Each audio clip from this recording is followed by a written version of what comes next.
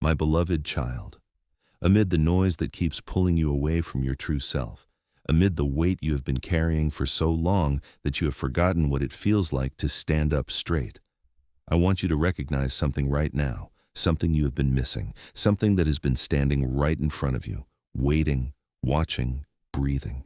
I have heard everything you have never spoken aloud, every sigh you thought no one noticed, every tear you swallowed back down because you told yourself you had no right to cry.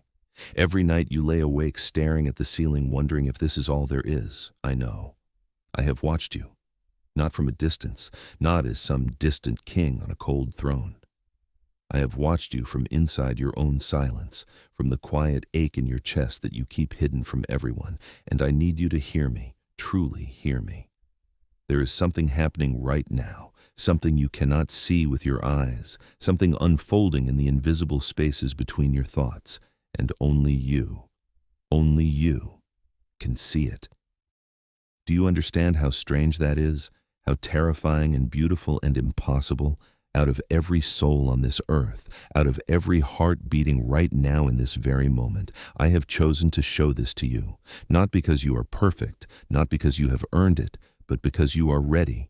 Even if you do not feel ready, even if your hands are trembling, even if your mind is screaming that you are not enough, you are the one, you, right now, reading these words, hearing this voice. Something has been chasing you. Something you have been running from for years. You have called it by many names: fear, doubt, shame, burnout, disappointment.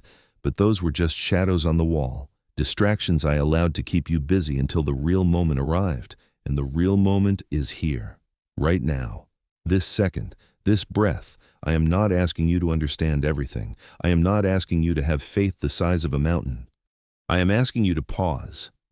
Just pause. Stop scrolling. Stop planning. Stop rehearsing every mistake you made yesterday. Because if you keep running, if you keep your eyes locked on the ground, you will miss it. You will walk right past the very thing I have been preparing for you since before you were born. And that would break my heart. Not because I am angry, not because I keep score, but because I have seen what is coming. I have seen the door that is about to open. And I have seen that you are the only one standing in front of it. Do you remember Moses? Do you remember the burning bush? Everyone else walked past that mountain. Everyone else saw nothing but rocks and sand and heat. But Moses turned aside. He stopped. He looked. He noticed that something was different. And in that single moment of attention, his entire life changed. Not because he was powerful, not because he was eloquent. He was actually terrified. He was a fugitive, a failure, a man who had tried and failed and run away. But he turned aside. He saw what no one else could see. And that made all the difference. That is where you are right now. You are standing in front of your own burning bush. But you are so exhausted, so distracted, so accustomed to the heat of your own struggles that you have forgotten how to look. You have forgotten that not every fire consumes. Some fires illuminate. Some fires speak. Some fires are invitations dressed up as inconvenience. I know you are tired. I know you have been fighting battles no one else knows about. I know you have been smiling in public while bleeding in private, and I am not here to scold you for that. I'm here to tell you that the very exhaustion you feel is not a weakness. It is not a punishment. It is a filter. It has stripped away everything false, everything performative, everything you used to hide behind. And now you are raw enough, honest enough, broken enough to finally see what I've been showing you all along. You've been asking for signs. You have been begging for clarity. You have been crying out in the night for direction, and I have been answering. Not with thunder, not with lightning, not with burning letters in the sky, but with whispers, with coincidences that were not really coincidences, with doors that closed at exactly the right time, with people who appeared and then disappeared like messengers in the night. You have been looking for a grand gesture. But I work in the small things, the quiet things, the things that only the truly attentive can see. And that is why only you can see this. Because your heart, even when it doubts, even when it questions, even when it is so tired it can barely hope, Your heart still knows how to listen. That is the gift I placed inside you. That is the treasure buried in the field of your brokenness. You have spent so long comparing yourself to others, wondering why their paths seem smoother, why their prayers seem answered faster, why their burdens seem lighter. But you did not realize. You have been given something they have not. You have been given the ability to see in the dark, to hear in the silence, to feel the shift in the spiritual atmosphere before the storm arrives. That is not a curse. That is not a mistake. That is your assignment. Do you understand? There are voices screaming all around you. The world shouts. The enemy whispers. Your own fears echo inside your skull like a drum that never stops. But my voice is the still small one, the one that comes not in the wind or the earthquake or the fire, but in the quiet that follows. And only those who have learned to sit in the stillness, only those who have stopped running long enough to feel their own heartbeat, only those can hear. Only you. Joseph could have missed his dream. He was in a pit, then a prison, then a palace.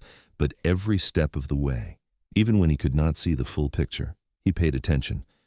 He noticed the dreams of others, he interpreted the signs, he saw what the bakers and the cupbearers could not see about their own lives, and because he saw, because he was attentive, he saved nations, not because he was the strongest, not because he was the most qualified, but because when everyone else was asleep, he was watching.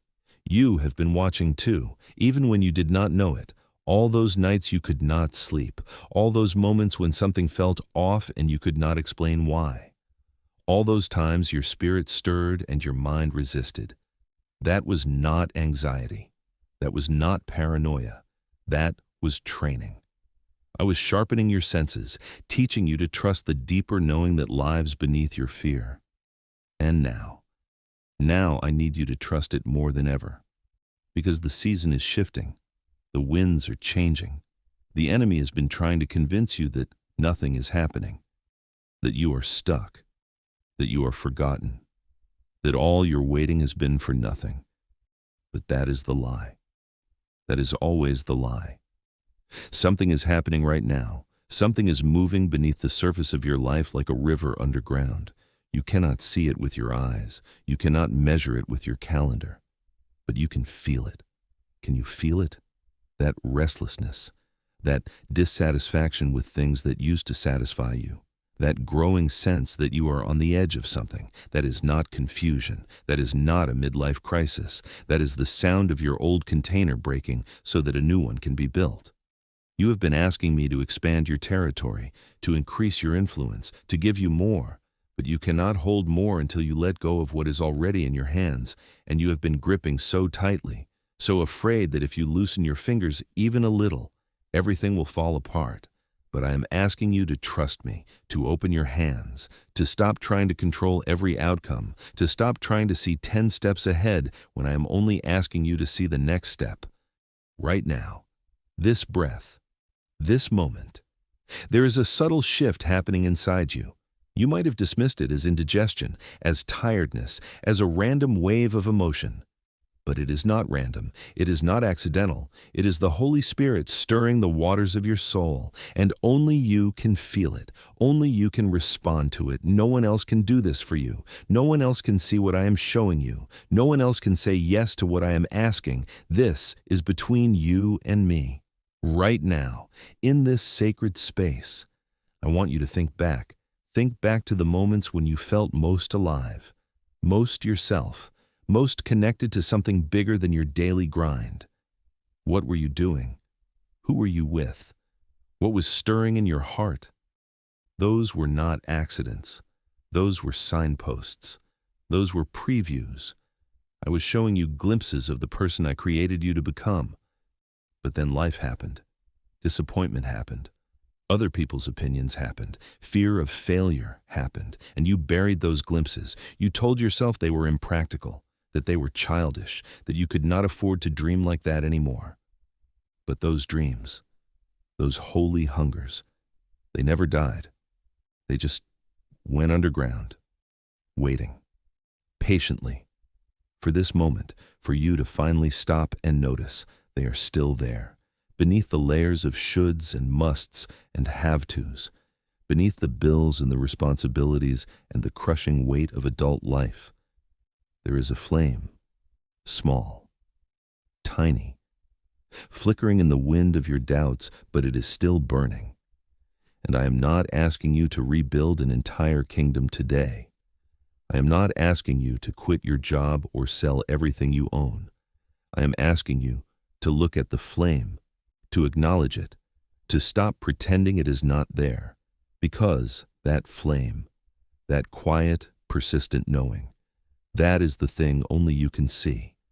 That is the thing I have protected all these years. That is the thing the enemy has been trying to snuff out with busyness and boredom and bitterness. Do not let him win. Do not let him convince you that you imagined it, that it was just a phase, that you are too old or too young or too late or too early. You are exactly where you need to be. Not because your circumstances are perfect. They are not. Not because you have everything figured out. You do not. But because I am here, and I have been here, and I will be here. And I am showing you something right now that no one else can see. So stop looking over your shoulder. Stop comparing your path to the person next to you. Stop measuring your progress by their milestones. They have their own race, their own assignment, their own burning bush. This one is yours. Do not miss it. Samuel was a boy, sleeping in a temple, surrounded by priests and prophets and people who had studied the law for decades. But when I spoke, when I called his name, the religious experts thought it was nothing. Eli the priest had grown dull. His ears had grown heavy. He had heard my voice so many times that he stopped recognizing it. But Samuel was still paying attention, even when he did not understand. Even when he ran to Eli 3 times thinking it was the old man calling. He kept showing up. He kept saying, "Here I am. You called me." And eventually Eli realized the boy was hearing something no one else could hear. Something was happening that the religious establishment had completely missed. And that is the pattern. That is always the pattern. The ones closest to the institution are often the farthest from the revelation. The ones with the most credentials are often the least sensitive to the whisper. But the child, the humble one, the one who does not pretend to have all the answers, that one hears, that one sees, that one is entrusted with the message. Do not be offended when others do not see what you see. Do not be frustrated when they dismiss what I am showing you. They are not meant to see it. Not yet. Maybe not ever. This is between you and me. This is your secret history, your hidden manna, your white stone with a new name written on it that no one knows except the one who receives it. Do you remember when I told Jeremiah, "Before I formed you in the womb, I knew you. Before you were born, I set you apart"? That was not just for Jeremiah. That was for you. I knew you. I knew your stubbornness. I knew your fears. I knew every moment you would fail and every moment you would try again. And I set you apart anyway. I chose you anyway, not because you were qualified, but because I am the one who qualifies the unqualified. I am the one who takes the broken and makes them whole, who takes the overlooked and makes them the head, who takes the ones who have been sitting in the shadows and says, "Stand up, step forward. It is your time." But you have to see it. You have to see what I am doing. You have to pay attention when I am moving, even when it looks like nothing is moving, even when the calendar says you have been waiting too long, even when your friends have passed you by and your enemies are laughing. Do not miss it. David was anointed king while his brothers stood by, jealous, confused, sure that the prophet had made a mistake. David looked like nothing. He was the youngest, the smallest, the one left in the field with the sheep while everyone else was invited to the sacrifice. But I did not look at his stature. I looked at his heart. And his heart, even with all its flaws and failures, was still looking for me, still hungry for me, still willing to believe that I was up to something even when the evidence said otherwise. That is what I need from you. Not perfection, not a spotless record, not a polished testimony.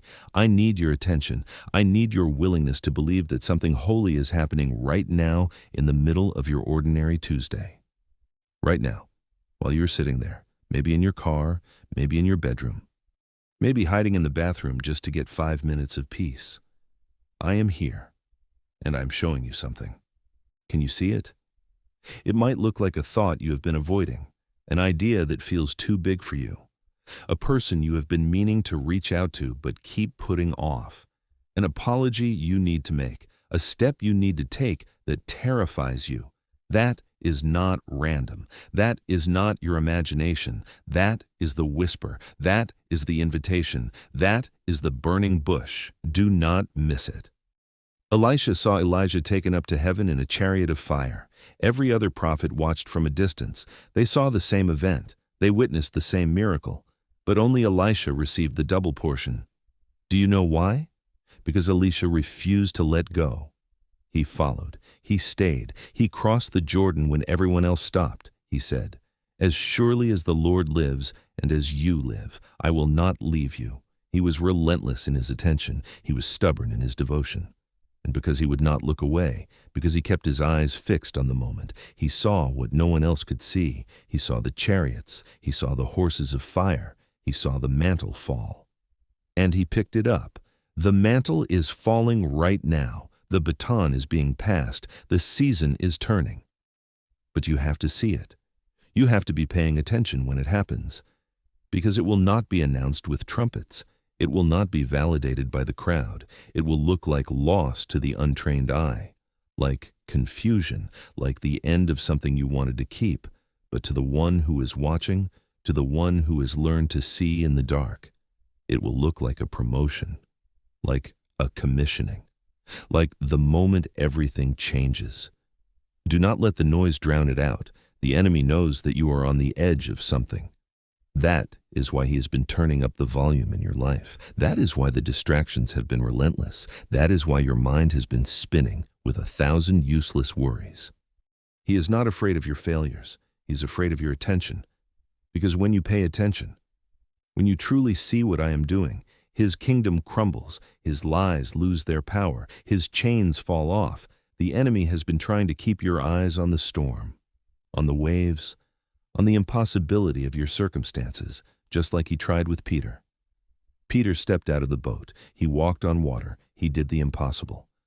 But then he took his eyes off me. He looked at the wind. He looked at the waves. He looked at the chaos around him. And he began to sink. Not because I stopped holding him up, but because he stopped seeing me. He started seeing the problem instead of the solution. He started seeing the impossibility instead of the one who makes all things possible. You are doing the same thing, right now, in ways you do not even realize. You have been staring at the closed doors for so long that you have stopped seeing the open window. You have been replaying your failures so many times that you have forgotten your victories. You have been listening to the voice of the accuser so consistently that you have stopped recognizing the voice of the Redeemer. But I am still speaking, still whispering, still calling your name, not in the earthquake, not in the fire, not in the storm, but in the quiet, in the stillness, in the space between your thoughts. And that is why only you can see this, because you are the one who has stayed in the quiet, even when it felt lonely, even when it felt like nothing was happening, even when you questioned whether I was even listening. You stayed. You kept coming back. You kept praying even when the words felt dry. You kept hoping even when hope felt foolish. You kept believing even when belief felt like a muscle you had not used in years. That is not nothing. That is everything. That is the faithfulness that moves my heart. That is the persistence that unlocks the heavens. That is the kind of faith that makes me want to show you things I hide from the proud and the self-sufficient. Do you remember what I told Paul? My grace is sufficient for you. My power is made perfect in weakness. Paul begged me to remove the thorn. He prayed 3 times. He wanted the problem to go away. He wanted the obstacle removed. But I had something better.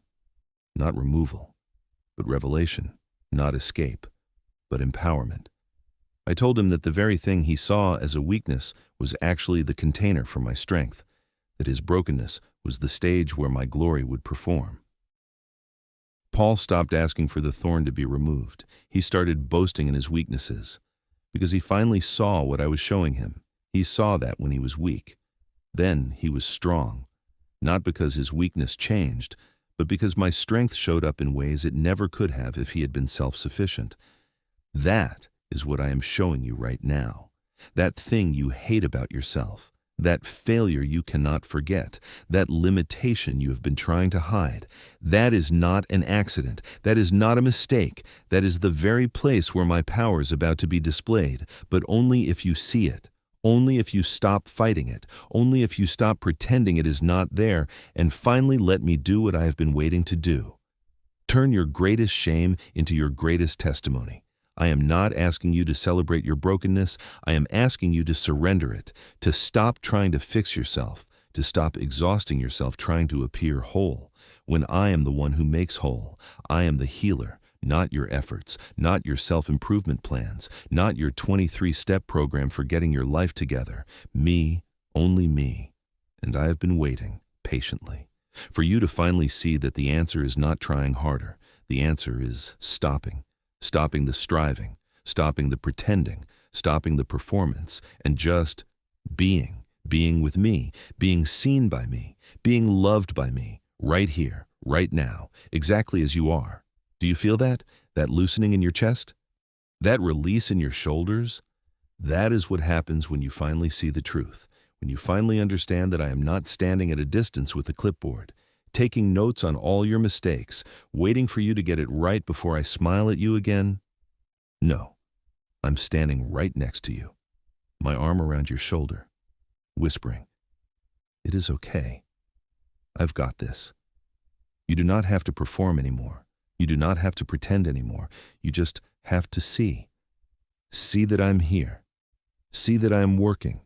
See that even now, even in the middle of your mess, even with all the things you have not fixed yet, I am moving. I am preparing. I am setting up dominoes that will fall in perfect sequence. And one of those dominoes is falling right now, this very moment, this decision to keep listening, this choice to stay a little longer, this willingness to open your heart to something you cannot yet explain. That is the domino. That is the turning point. And only you can see it. Because only you are paying attention.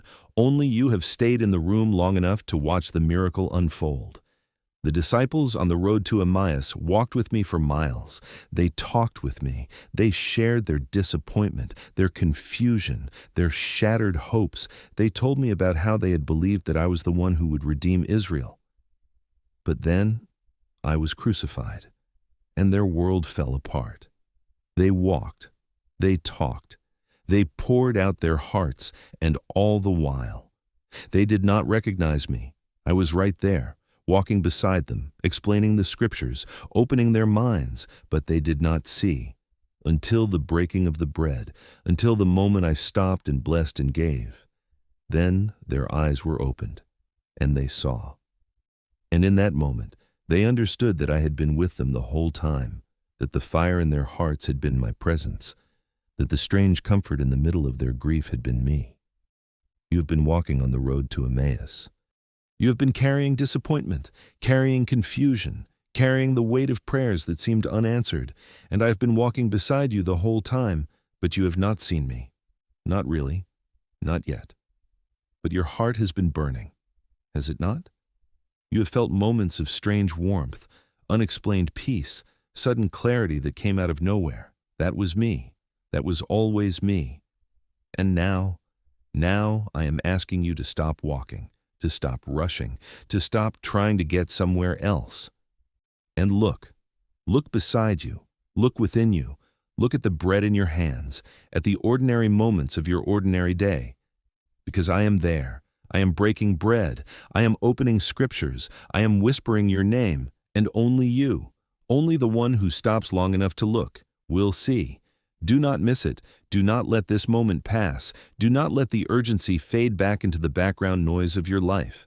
This is not just another video, another meditation, another spiritual message you will forget by tomorrow. This is an appointment, a divine appointment, scheduled before the foundation of the world. For this exact second, this exact breath, you were meant to hear these words, not because you are lucky, not because an algorithm found you, but because I have been guiding you, step by step, closed door by open door, to this exact moment, right now.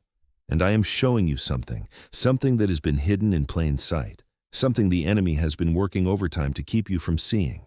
You have been asking me to speak to you, to give you direction, to show you the next step, and I have been speaking. But you have been listening with your ears instead of your spirit.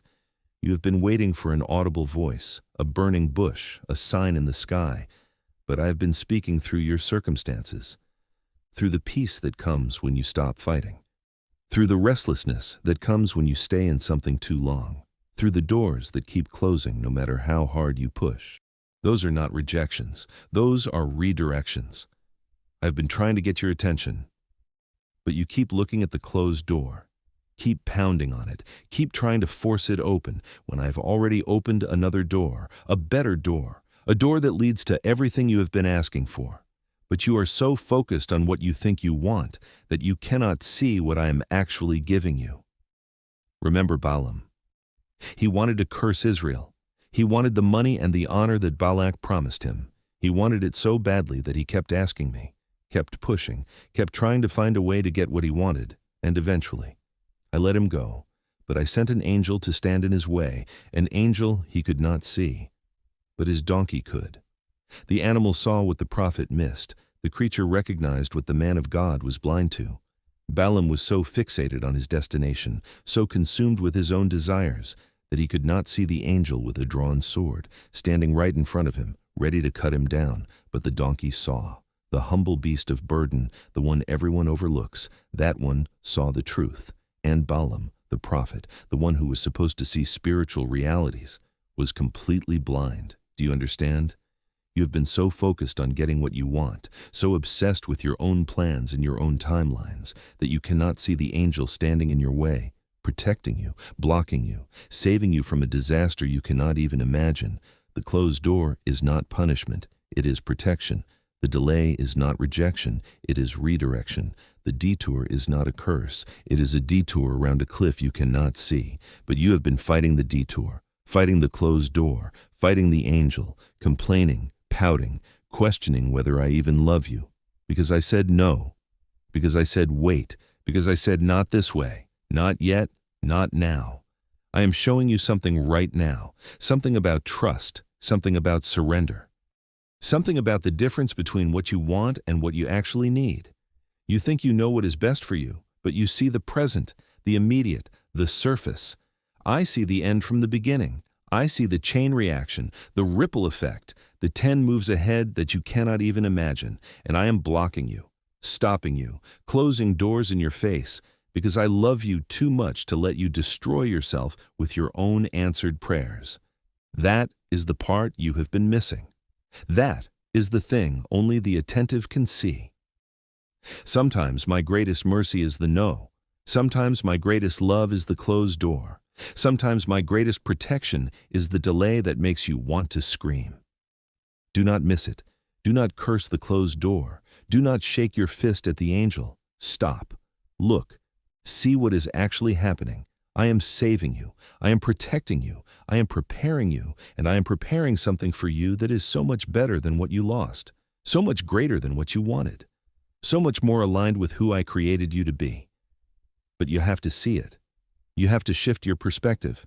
You have to stop measuring my love by how many of your requests I grant, and start measuring it by how many of your requests I deny for your own good. Job lost everything, his children, his health, his wealth, his reputation. His friends came and accused him. His wife told him to curse me and die. And in the middle of all that devastation, all that confusion, all that pain, Job said something remarkable. He said, "Though he slay me, yet will I trust him." He did not understand. He could not see the heavenly courtroom, could not hear the accusations of the enemy, could not know that he was the subject of a cosmic wager. All he knew was that I was silent, that I seemed absent, that his world had collapsed.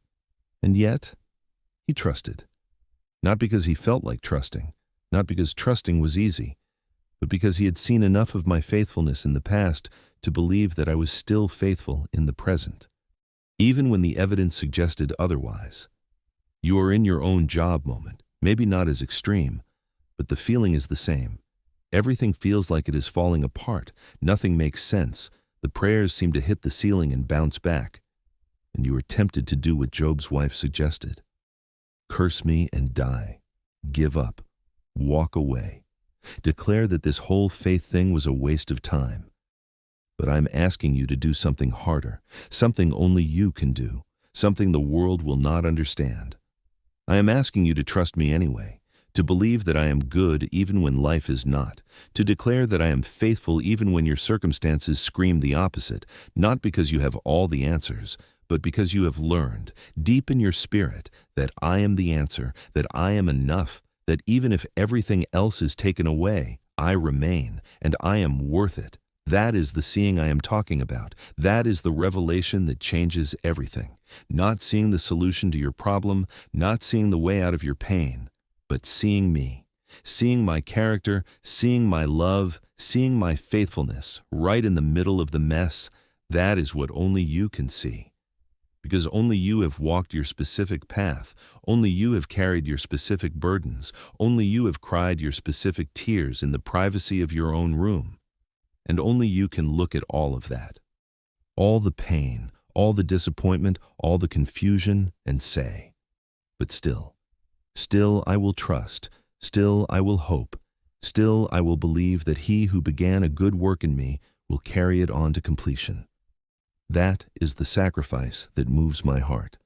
That is the offering that opens the heavens. That is the key that unlocks the thing I have been waiting to give you, not because you earned it, but because you trusted me when trusting me cost you everything.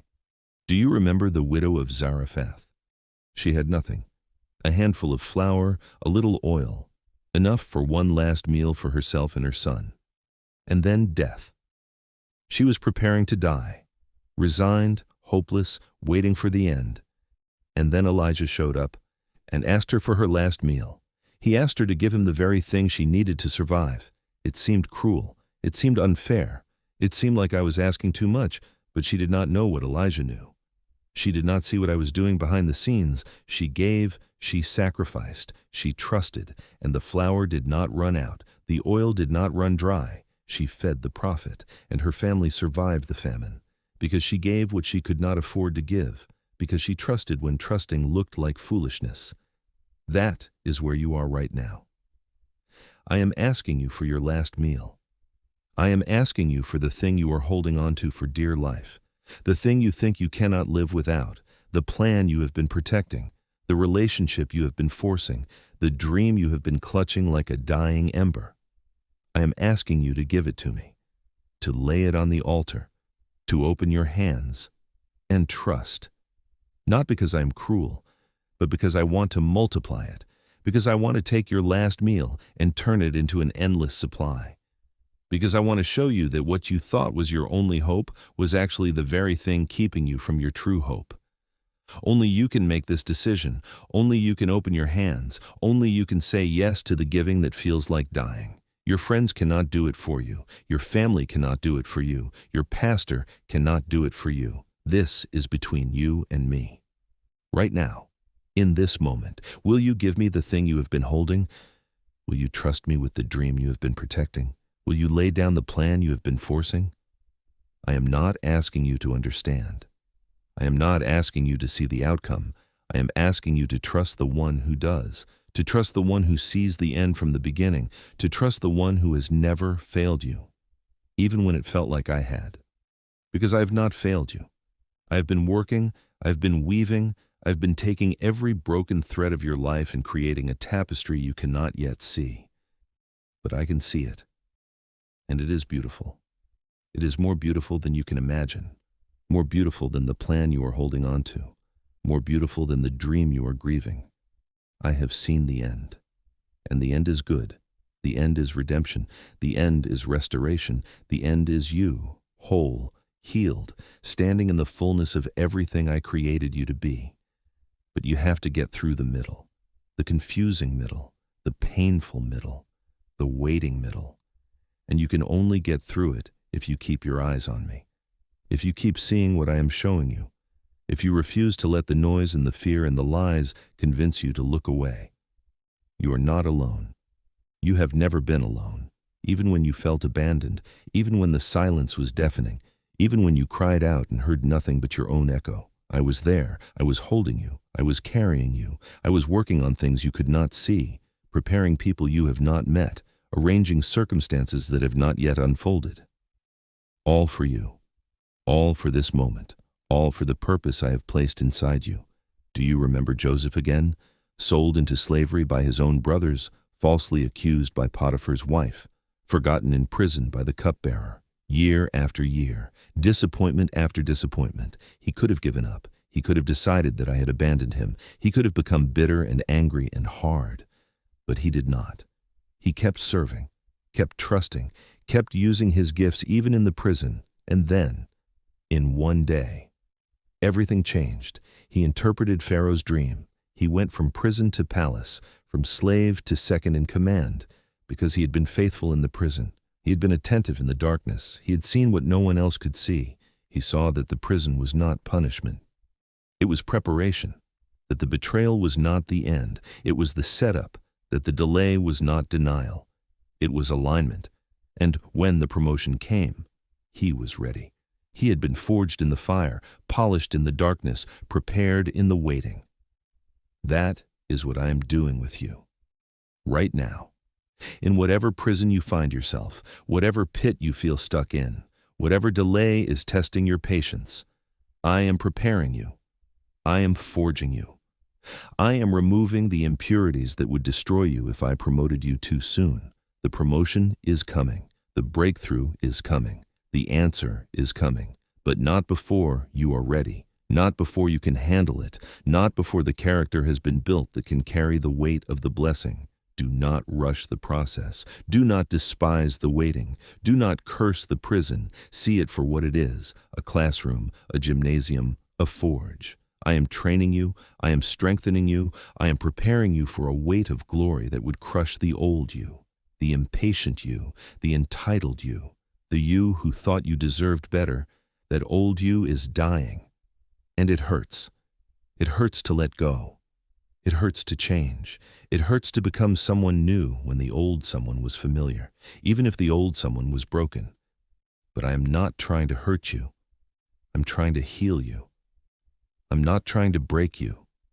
I'm trying to free you. I'm not trying to make you miserable.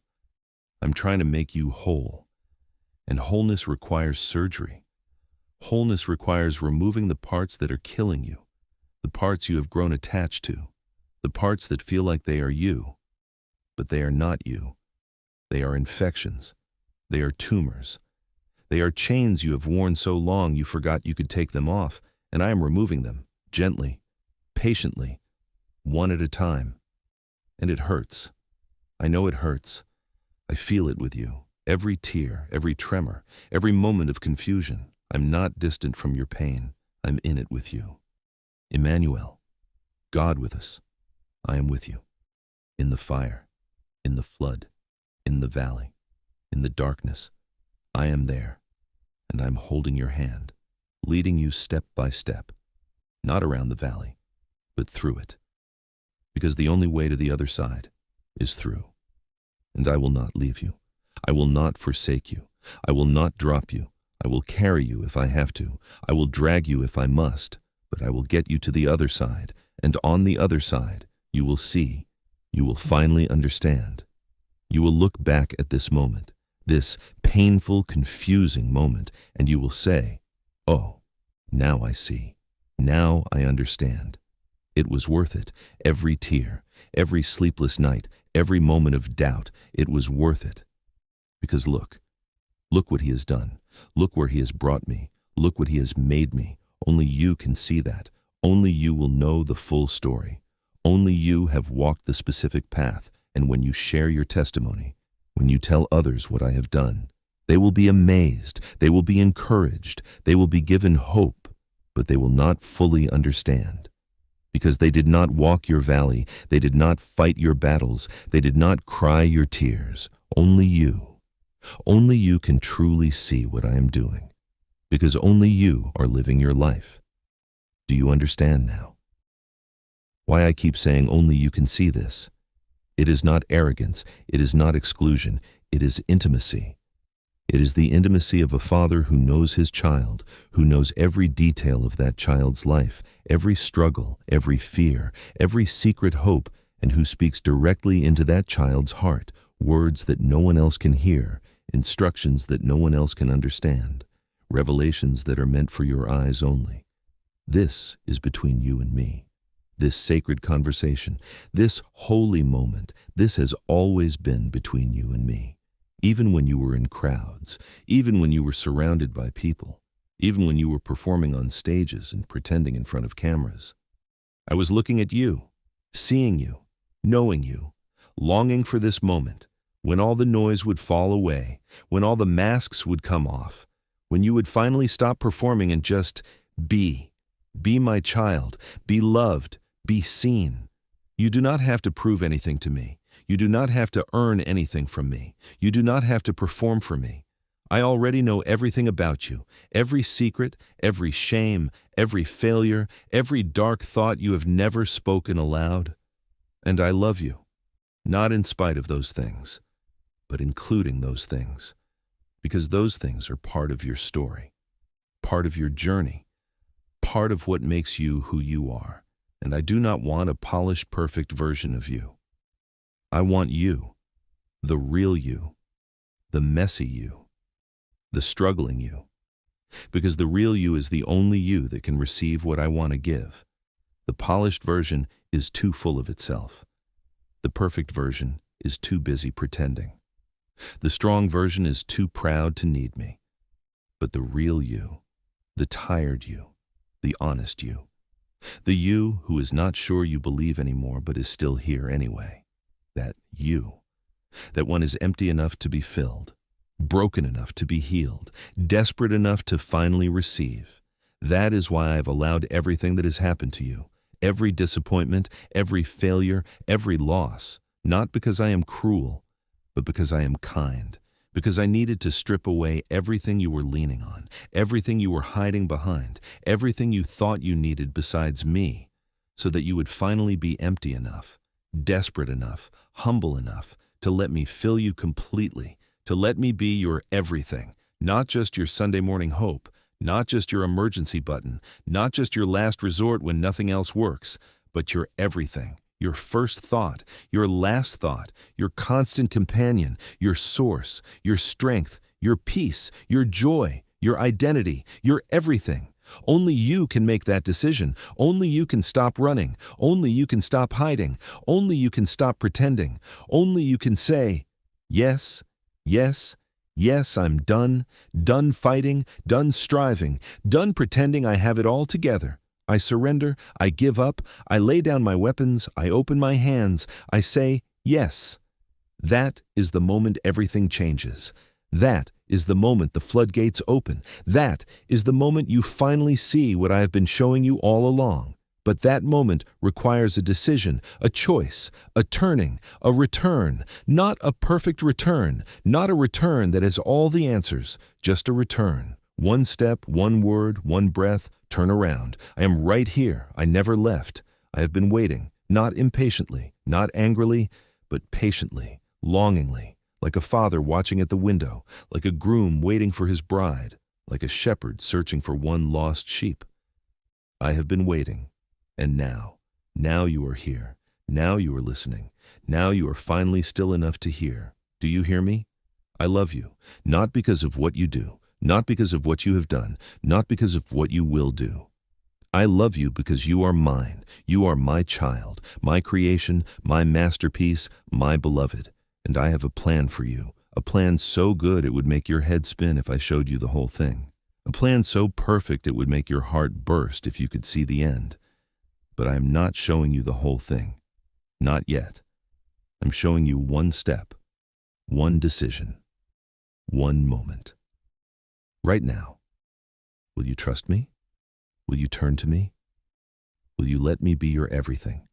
That is the only thing you need to see right now. That is the only thing only you can decide. I have done everything else. I have prepared the way. I have arranged the circumstances. I have softened the hearts. I have opened the doors. I have closed the wrong ones. I have done everything. But I cannot make this decision for you. I will not force you. I will not manipulate you. I will not guilt you. I am inviting you. I am drawing you. I am whispering your name, and I am waiting for you to see, to choose, to come. This is your burning bush, your still small voice, your road to Emmaus, your prison door opening. This is the moment, right now. Do not miss it. I love you. Come home. You are still here. You stayed.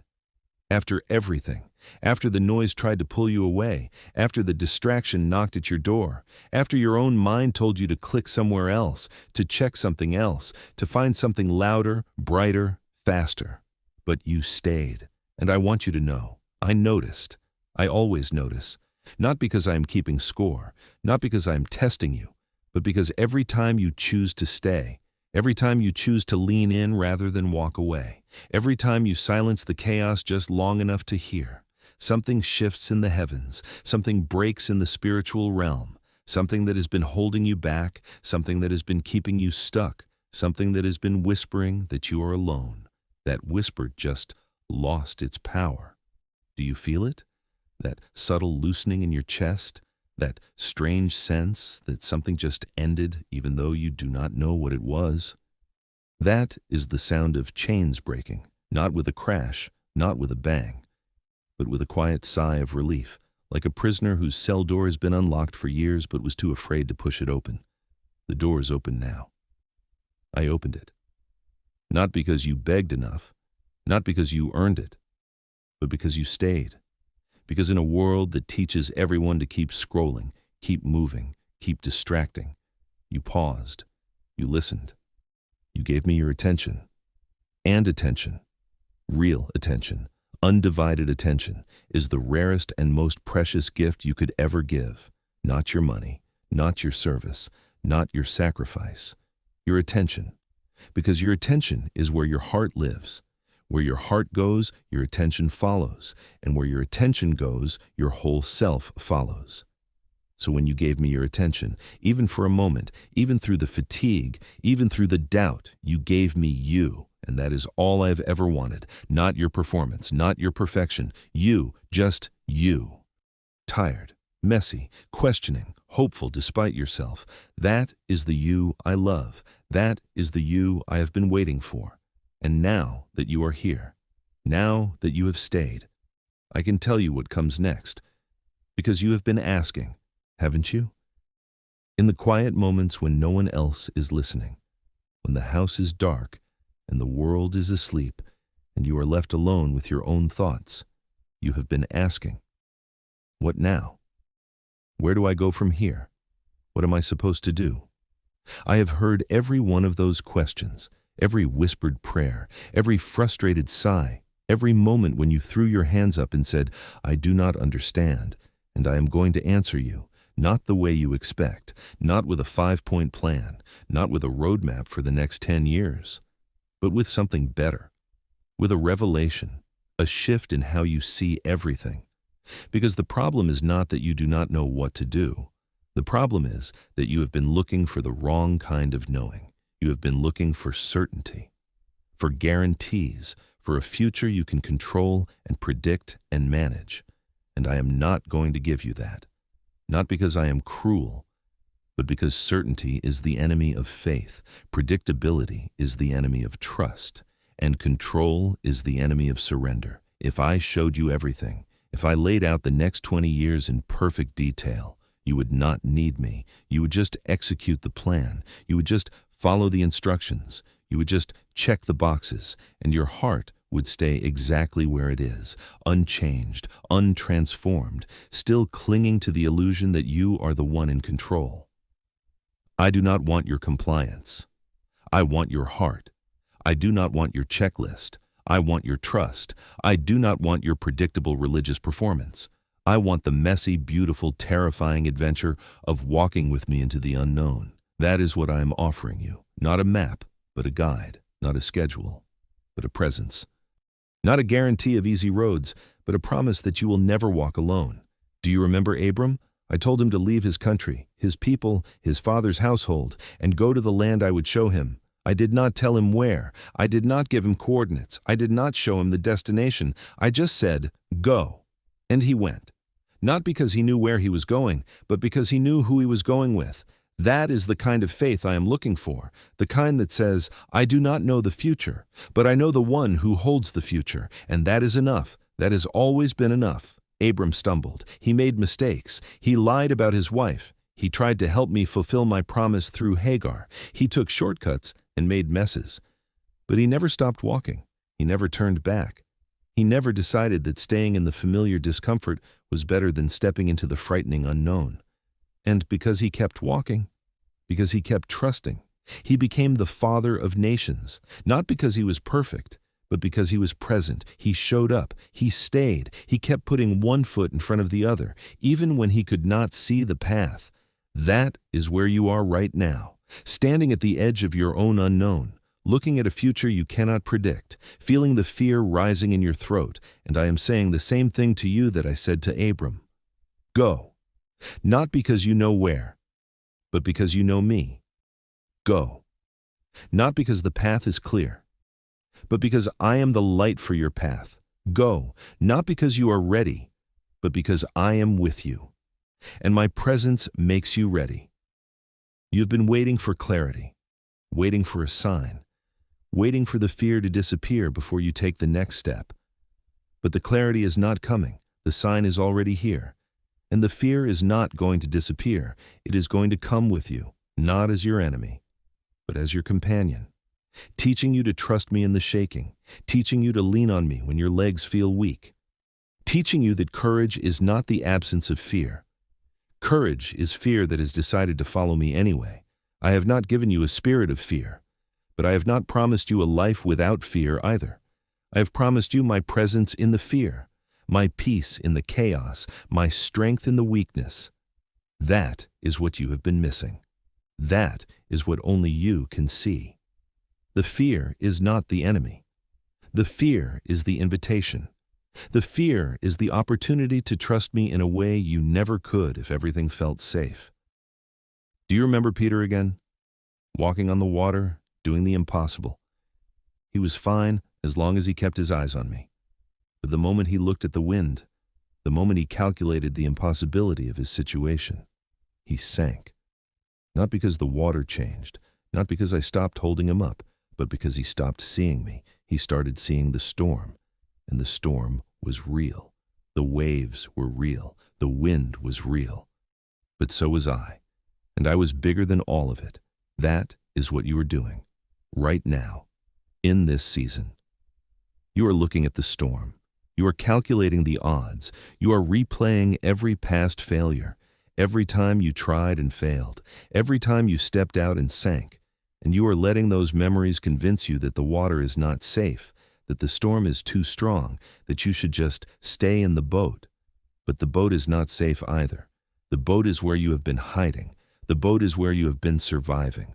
The boat is where you have been slowly dying while pretending to be alive. I did not create you for the boat. I created you for the water.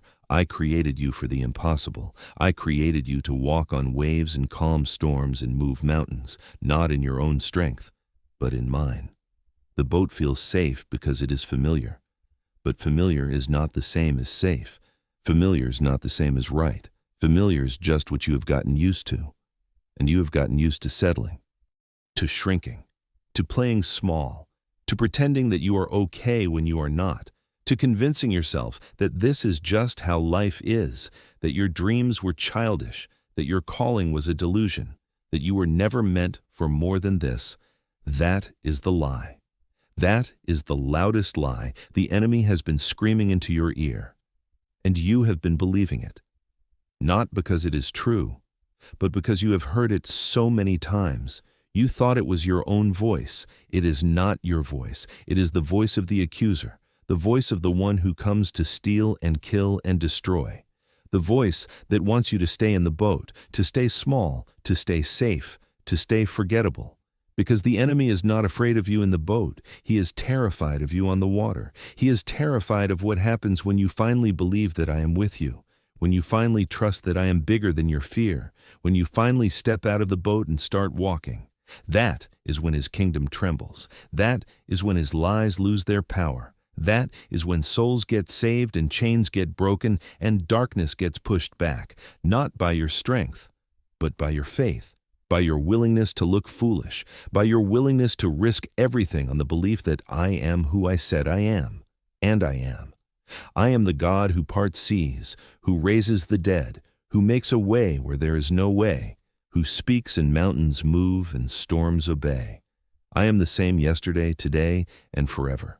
I have not changed. I have not grown weak. I have not forgotten how to do miracles. I'm waiting for someone who believes, someone who is willing to step out of the boat, someone who is willing to look at the storm and say, my God is bigger, my God is stronger, my God is here, and he is not afraid, so neither am I. That is what only you can see. That is the revelation that is breaking over you right now.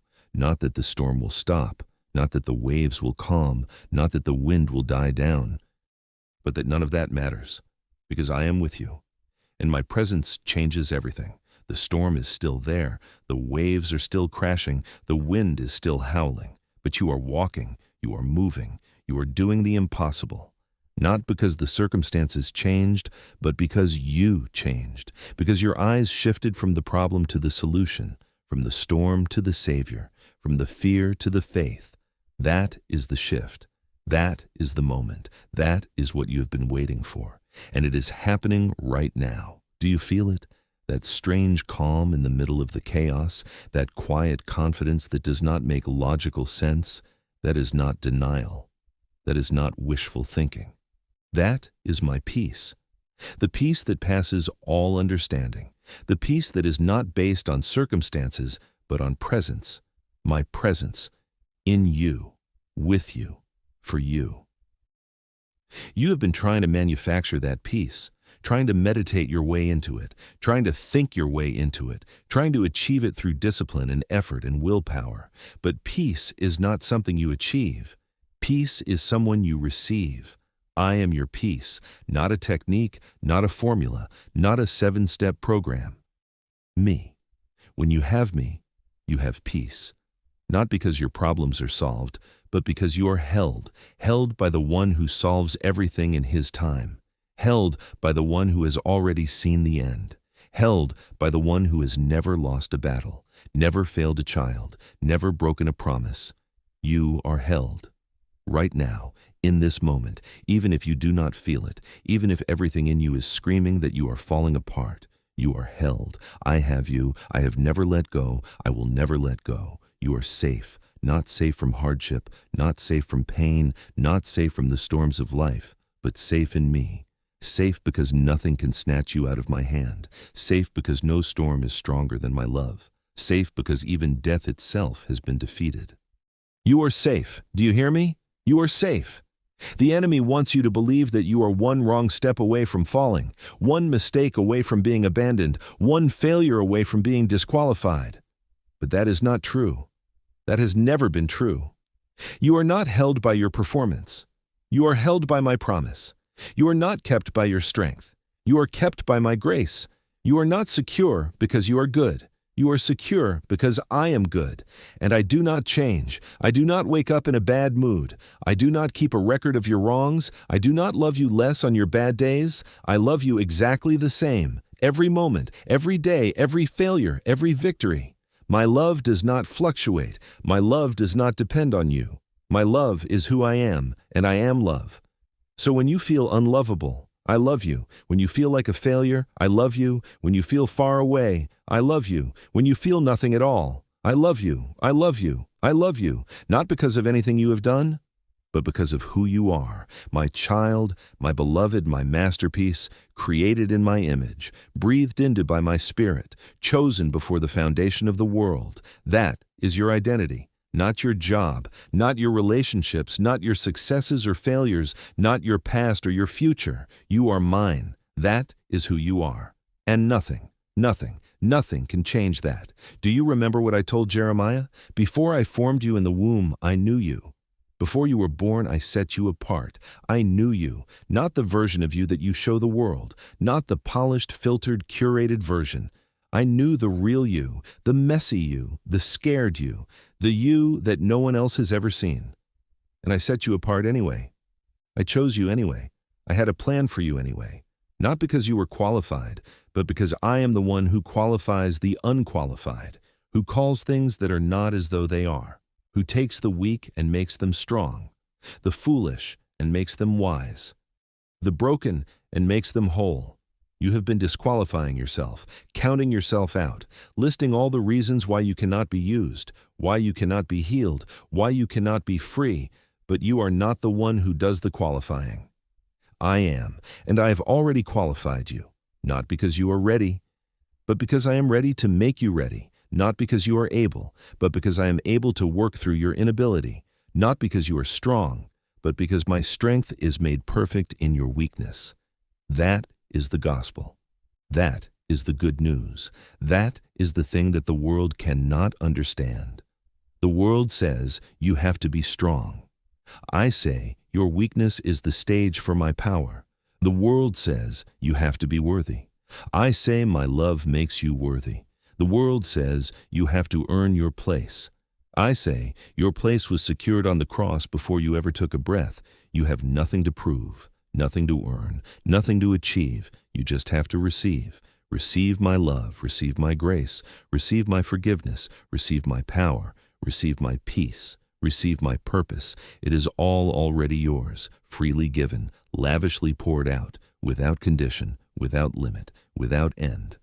But you have to receive it. You have to open your hands. You have to stop trying to earn what can only be received. You have been working so hard, striving so much, running so fast, trying to be good enough, trying to do enough, trying to fix yourself, trying to save yourself, but you cannot save yourself. That is why I came. That is why I died. That is why I rose, to do for you what you could never do for yourself.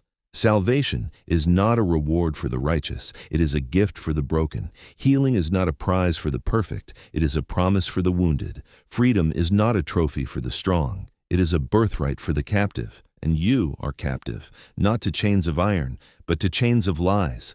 Lies about who you are, lies about who I am. Lies about what is possible, lies about what you deserve. And I am breaking those chains right now. Not with force, but with truth. The truth that you are loved, the truth that you are mine, the truth that nothing is impossible for me. The truth that you are not your past. You are not your failures. You are not your fears. You are my child, and I have a plan for you. A plan so good it would make your head spin. A plan so big it would make your heart burst. A plan that involves you, not someone else, not someone better, not someone more qualified, you. Right where you are, with everything you have and everything you lack. I am going to use you, not despite your brokenness, but through your brokenness, because brokenness is not a liability. Brokenness is the only state in which my power can flow freely. A vessel that is already full cannot receive anything new. A heart that is already satisfied cannot hunger for more. A life that is already together cannot experience my redemption. But you are empty, hungry, broken, and that makes you the perfect candidate for a miracle. That makes you the perfect vessel for my glory. That makes you the perfect stage for my power. Do you remember Gideon? He was hiding, threshing wheat in a winepress, afraid of the Midianites, afraid of his own shadow. He was the weakest in his family. His family was the weakest in the tribe. His tribe was the weakest in Israel. By every measurable standard, he was the least likely candidate for leadership, the least likely person to be a mighty warrior. And I called him a mighty warrior anyway, not because he was, but because I was going to make him one. I did not call him because of who he was. I called him because of who I am, and because he was willing, even though he was afraid, even though he doubted, even though he asked for sign after sign after sign. He was willing. He showed up. He tore down the altar of Baal. He blew the trumpet. He led the army. He won the victory. Not because he was strong, but because he showed up. Because he said yes. Because he kept asking questions and kept seeking confirmation and kept putting one foot in front of the other. That is all I need from you. Not confidence, not certainty, not strength, just willingness, just presence. Just a yes that keeps saying yes even when you are scared. I can work with a scared yes. I can work with a trembling yes. I can work with a yes that is full of doubt and questions and fear. Because my power is made perfect in your weakness, but I cannot work with a no. I cannot work with a maybe later. I cannot work with an I will when I am ready. Because the enemy is not waiting. The harvest is ready. The fields are white. The time is now, not tomorrow, not next year, not when you have your life together. Now, right now, this moment, this breath, I am asking you for your yes, not your perfect yes, not your confident yes, just your honest yes, your scared yes, your trembling yes, your I do not understand but I trust you anyway yes. That is the yes that moves mountains. That is the yes that parts seas. That is the yes that raises the dead. That is the yes that changes everything. Not because the yes is powerful, but because the one who receives the yes is powerful. And I am powerful. I am able to do immeasurably more than all you ask or imagine, according to the power that is at work within you. But you have to say yes. You have to step out of the boat. You have to leave the familiar behind. You have to trust me with your future, even though you cannot see it. That is faith. Not seeing and believing anyway, not understanding and trusting anyway, not feeling it and saying yes anyway. That is what I am asking for. Not your understanding, your trust, not your certainty, your surrender, not your strength, your availability. Say yes to the unknown, say yes to the impossible, say yes to the thing that scares you. Say yes to the dream you buried, say yes to the calling you thought was lost, say yes to the healing you stopped believing for, say yes to the relationship you gave up on, say yes to the forgiveness you have been withholding. Say yes to the apology you have been too proud to make. Say yes to the step you have been too afraid to take. Say yes, not because you know where it leads, but because you know who leads. I will not let you fall. I will not let you fail. I will not let you be put to shame. I am with you. I am for you. I am in you, and nothing can stand against you when you are standing with me. Do you hear me? Nothing. Not the enemy. Not your past, not your fears, not your failures, not your weaknesses, not the opinions of others, not the voices in your head, nothing. Because greater is He who is in you than he who is in the world. You are not fighting for victory. You are fighting from victory. The battle is already won. The war is already over. Jesus already defeated sin, already defeated death, already defeated the enemy, already secured your freedom, your healing, your destiny. It is finished, it is done, it is accomplished. You are not trying to earn something that has already been given. You are not trying to achieve something that has already been secured. You are not trying to win a battle that has already been won. You are walking in the victory that has already been purchased. That changes everything. That changes how you fight. That changes how you pray. That changes how you face the storms. You are not fighting to win. You are fighting because you have already won. The enemy is not trying to defeat you. He cannot defeat you. You are already seated with Christ in heavenly places. You are already hidden with Christ in God. You are already more than a conqueror. The enemy knows he cannot defeat you. So he tries to deceive you. He tries to convince you that you are still defeated, that you are still captive, that you are still fighting a losing battle. But that is the lie. That is always the lie. The battle is won. The victory is yours. You just have to believe it. You just have to receive it. You just have to walk in it. That is what only you can see. That is the revelation that is breaking over you right now. Not that you have to fight harder, not that you have to pray more, not that you have to be better, but that the victory is already yours. And you just have to walk in it. That is the rest I am offering you, not the rest of laziness, not the rest of apathy, not the rest of doing nothing, but the rest of knowing that the outcome does not depend on you, the rest of trusting that I have already gone before you, the rest of resting in my finished work while you do the work I have given you to do. That is the Sabbath rest. That is the peace that passes understanding. That is the freedom that the world cannot give and cannot take away, and it is yours right now. In this moment, if you will receive it, stop striving, stop struggling, stop trying to earn what has already been given. Rest in my love, rest in my grace, rest in my finished work, rest in the truth that you are mine, and I am yours. And nothing can change that. Nothing can separate you from my love. Nothing. Not height, not depth, not anything in all creation, not your past, not your future, not your failures, not your successes, nothing. You are loved with an everlasting love. You are held by unbreakable hands. You are secure in an unshakable kingdom. Rest, just rest, breathe. Let your shoulders drop. Let your jaw unclench. Let your heart slow down. You are safe. You are seen. You are loved. You are mine, and I am yours. Forever. That is what only you can see. That is the secret that has been hidden for ages. That is the mystery that the angels long to look into. That is the gospel. The good news. The best news, you are loved, not because of what you do, but because of who you are, my child. And nothing will ever change that. Now, go. Not in your strength, but in mine. Not with your confidence, but with mine. Not with your plan, but with mine. Go. And do not be afraid. I am with you, always, to the very end of the age and beyond, forever. Amen.